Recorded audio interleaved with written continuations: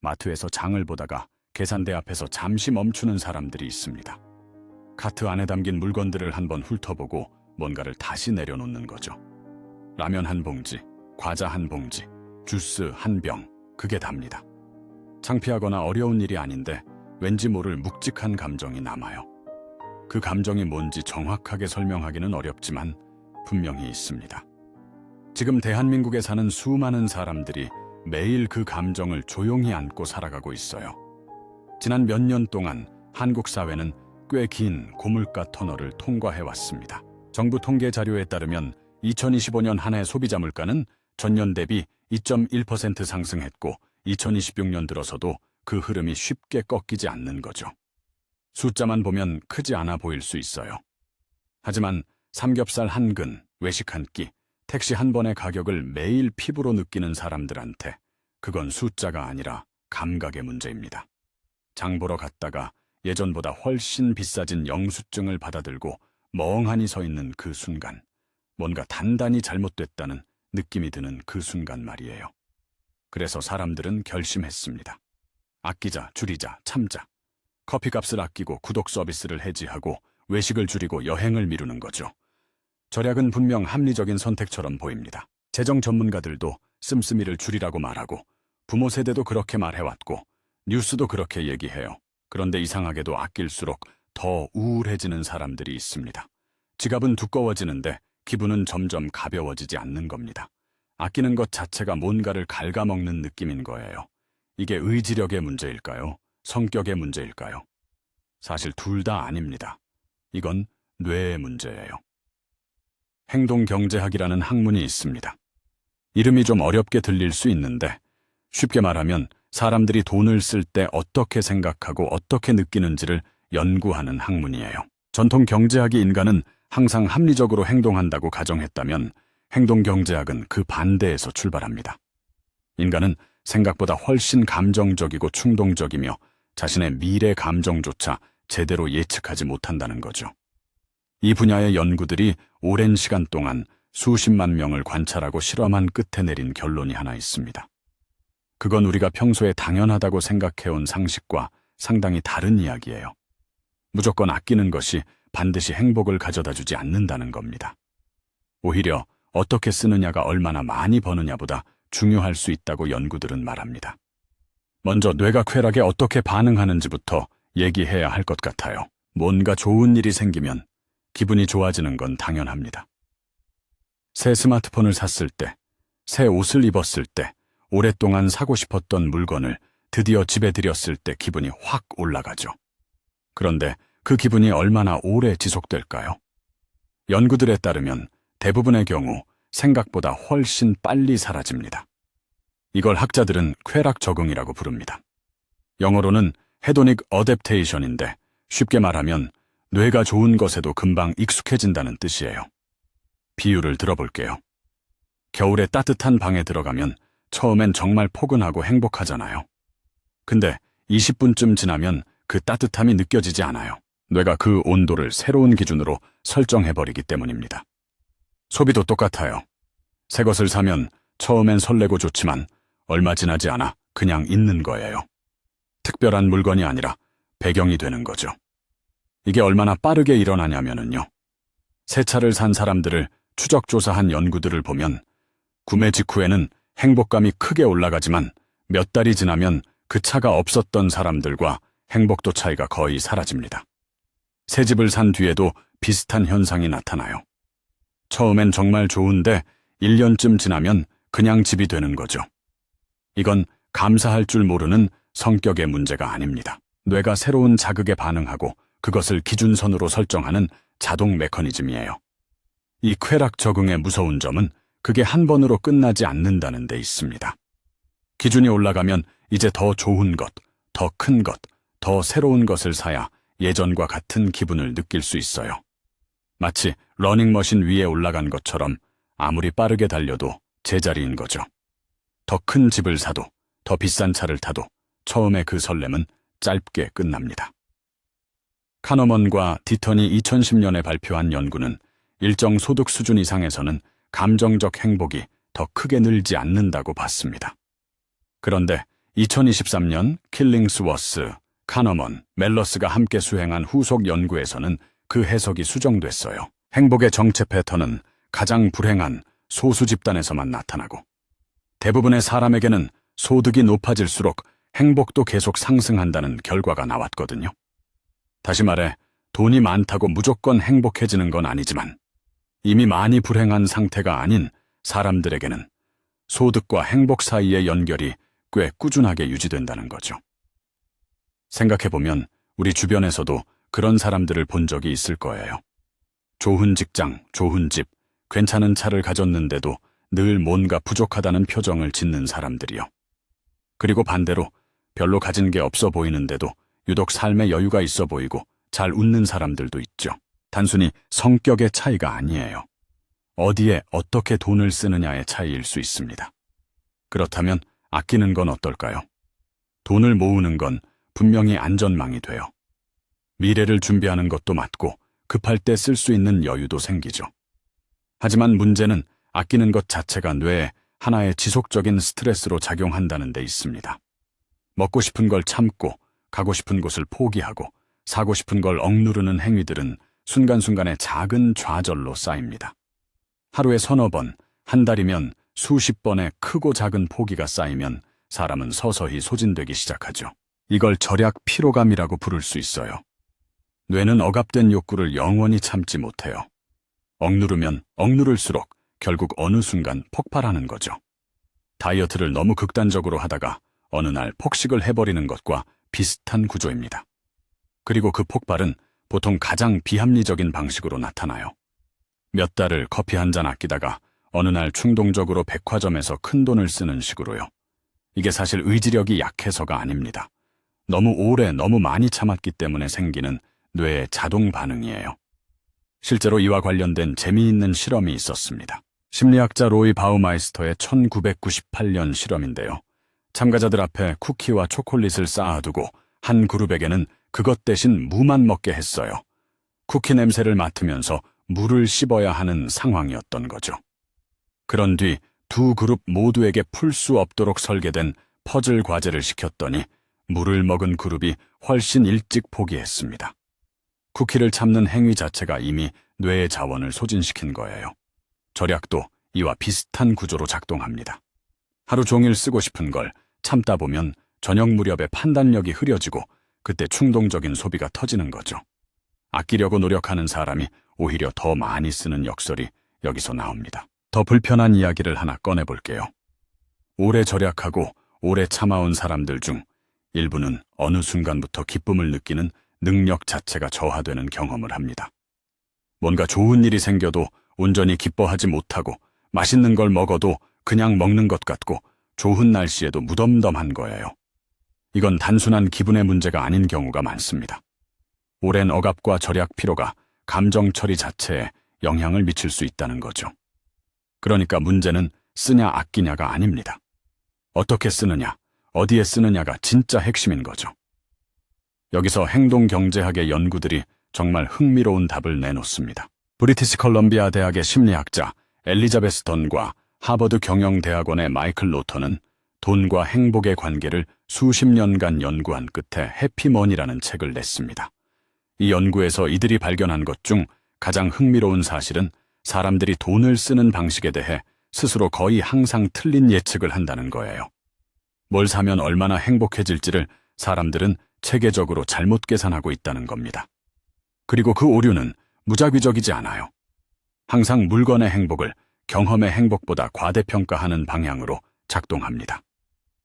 예를 들어볼게요. 새 소파를 살 때와 가족끼리 1박 2일 여행을 갈 때 어느 쪽이 더 오래 행복하게 해줄 것 같으세요? 직관적으로는 소파가 맞는 것 같아요. 매일 집에서 보고 오래 쓸 수 있으니까요. 근데 연구 결과는 반대입니다. 여행의 행복이 훨씬 오래 남는 거죠. 이유가 뭘까요? 물건은 쾌락 적응의 대상이 되지만 경험은 그렇지 않습니다. 소파는 시간이 지날수록 그냥 가구가 돼요. 하지만 여행은 기억이 되고 그 기억은 시간이 지날수록 더 선명해지고 더 따뜻하게 재구성되기도 합니다.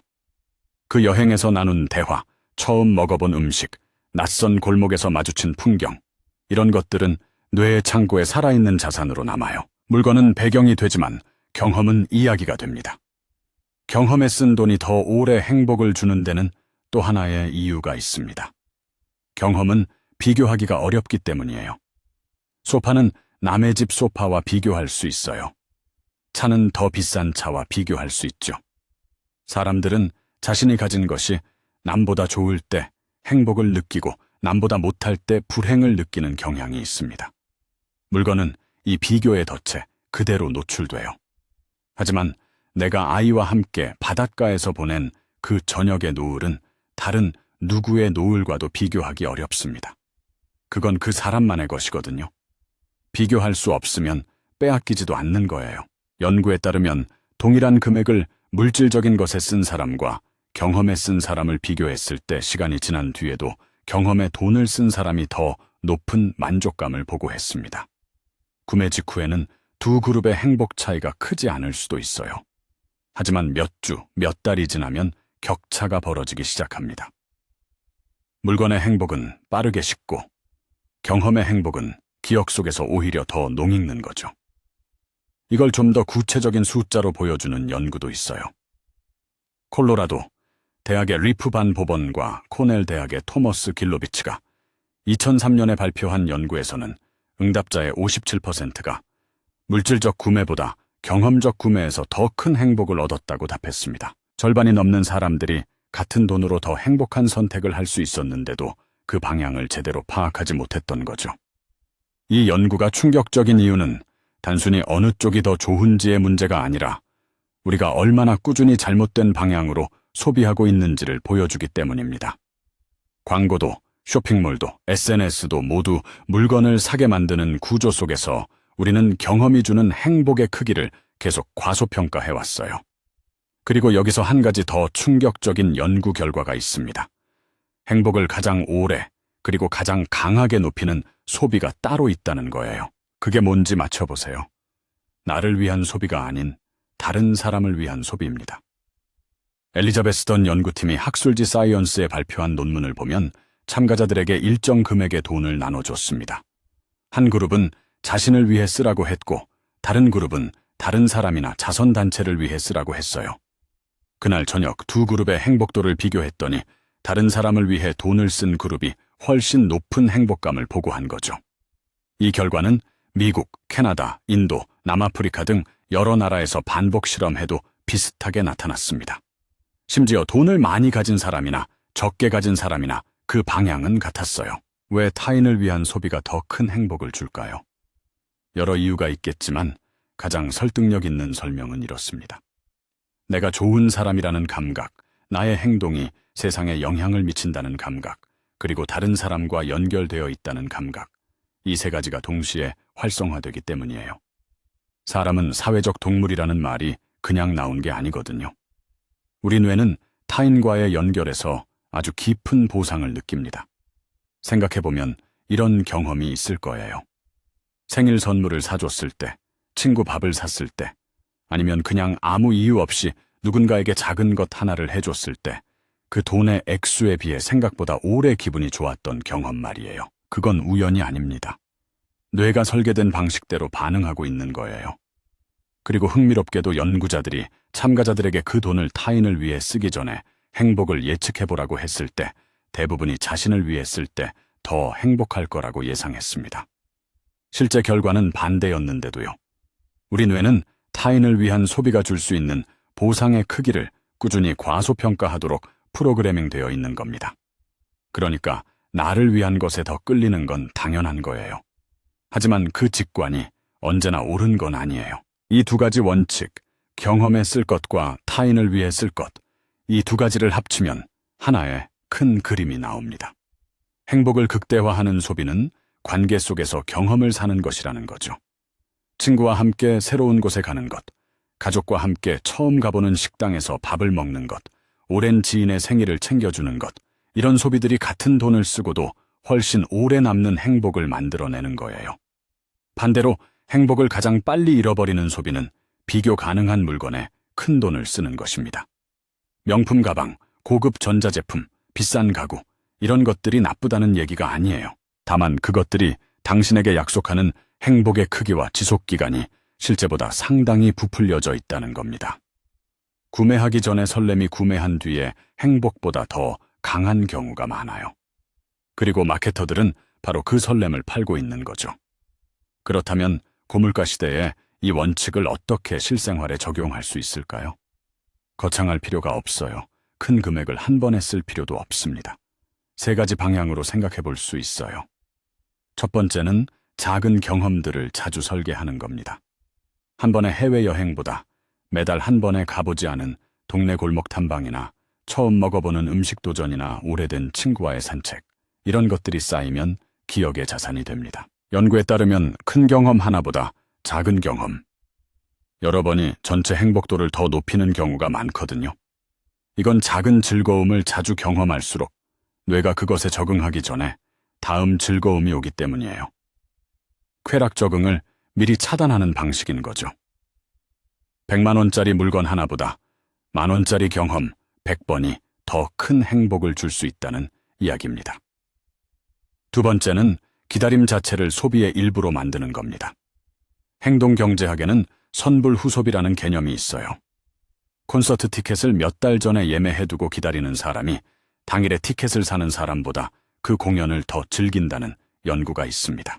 기다리는 동안의 기대가 이미 행복의 일부가 되기 때문이에요. 여행도 마찬가지입니다.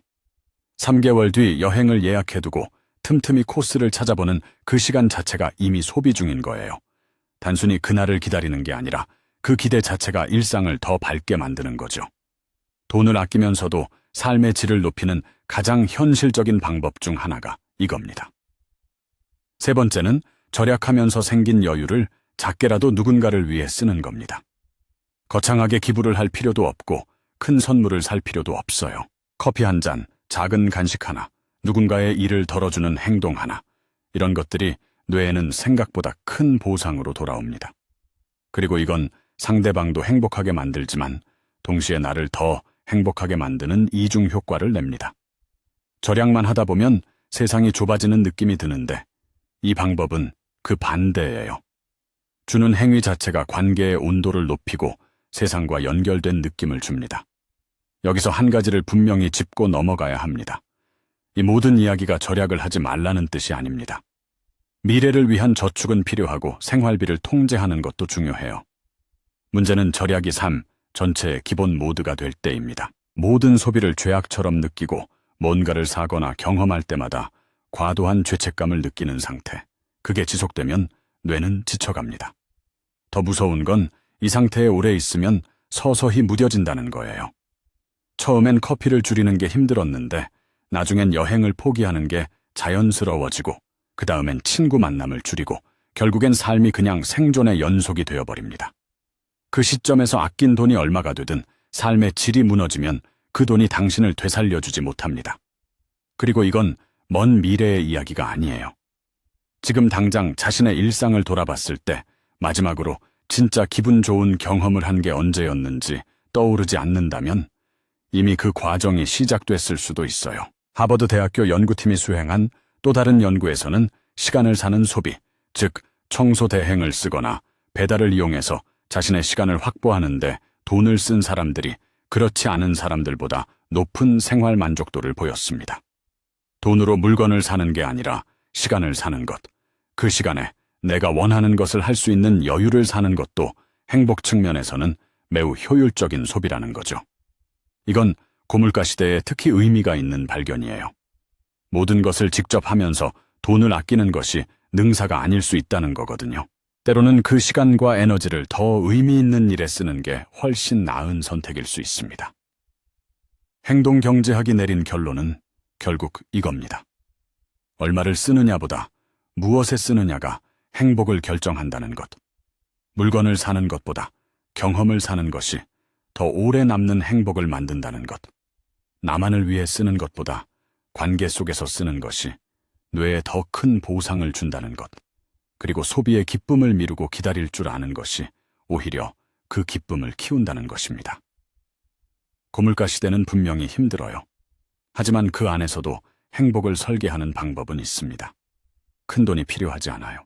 필요한 건 어디에 쓸지에 대한 다른 시각 하나입니다. 절약만 하면서 행복해지길 기다리는 건 러닝머신 위에서 도착지를 기다리는 것과 같습니다. 아무리 달려도 그 자리인 거예요. 하지만 경험에 쓰고 관계에 투자하는 소비는 실제로 앞으로 나아가는 거죠. 한 가지 작은 실험을 제안해 볼게요. 이번 달의 소비 내역을 한번 살펴보세요. 물건에 쓴 돈과 경험에 쓴 돈, 나 혼자를 위해 쓴 돈과 누군가를 위해 쓴 돈을 구분해 보는 거예요. 그리고 그 비율이 어떤지를 봐요. 많은 분들이 경험이나 관계에 쓴 돈보다 물건에 쓴 돈이 훨씬 많다는 걸 발견하게 될 거예요. 그 비율을 조금씩 바꾸는 것만으로도 삶의 온도가 달라지기 시작할 수 있습니다. 몇십 년이 지난 뒤 당신 곁에 남는 건 그때 가졌던 물건이 아니라 그때 만들었던 이야기들일 겁니다. 그리고 그 이야기들이 당신이 살아온 삶을 행복하게 기억할 수 있게 해주는 진짜 자산이 되는 거예요. 오늘도 시청해 주셔서 감사합니다. 이 내용이 도움이 되셨다면 구독과 좋아요는 영상 제작에 큰 힘이 됩니다. 여러분은 지금까지 한 소비 중 가장 오래 기억에 남는 게 무엇인가요? 물건이었나요? 아니면 경험이었나요? 댓글로 여러분의 이야기를 나눠주시면 정말 반가울 것 같습니다.